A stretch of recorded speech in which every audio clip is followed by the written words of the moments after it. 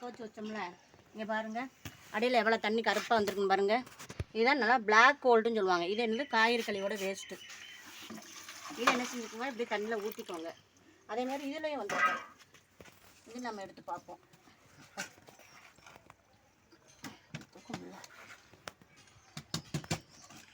இந்த பாருங்கள் இதில் எப்படி வந்திருக்குன்னு பாருங்கள். இதையும் நம்ம என்ன செஞ்சிடணும், ஒரு 3 லிட்டருக்கு ஒரு 100 ml வீதம் தான் என்ன செஞ்சணும் கலக்கி செடிகளுக்கு நம்ம கொடுக்கணும். இதை கொடுக்கும்போது செடி நல்லா சிறப்பாக வரும். இருங்க வா,